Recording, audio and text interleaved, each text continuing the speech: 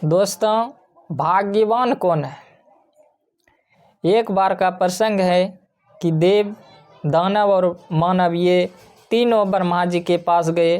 ब्रह्मा जी का अभिवादन कर तीनों ने आसन ग्रहण किया। ब्रह्मा जी ने उनके आने का कारण पूछा।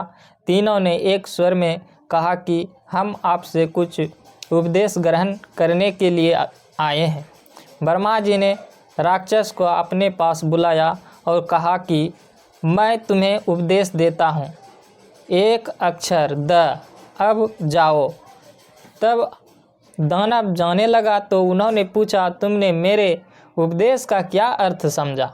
दानव ने कहा, हम दानव कुकर्मी हैं, लूट मार और अहिंसा वृत्ति में लगे रहते हैं। आपने द अक्षर का उपदेश देकर कहा है कि दया करो। ब्रह्मा जी ने कहा, तुमने ठीक समझा, जाओ। तब ब्रह्मा जी ने देव को बुलाया, उन्हें भी द अक्षर का उपदेश देकर कहा, जाओ। तब वे जाने लगे तो ब्रह्मा जी ने पूछा, तुमने मेरे उपदेश से क्या समझा। देव ने कहा, हम देवगण सदा इंद्रिय भोगों में आसक्त रहते हैं। आपने हमें दया की साधना अर्थात इंद्रियों का दमन करने कहा है। ब्रह्मा जी ने कहा, ठीक है, जाओ। अंत में मानव को बुलाया गया। उसने भी ब्रह्मा जी से वही द अक्षर का उपदेश दिया और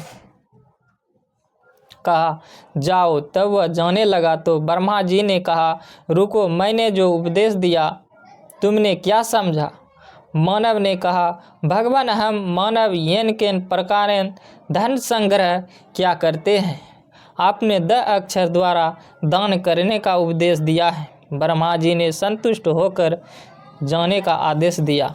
ब्रह्मा जी ने तीनों को एक ही अक्षर द का उपदेश दिया, पर सभी ने अपने अपने भावना के अनुसार अर्थ लगाया। उसी तरह रामचरितमानस एक ग्रंथ है जिसे लोग भिन्न भिन्न दृष्टि से देखा करते हैं। कोई कहते हैं रामचरितमानस एक काव्य ग्रंथ है।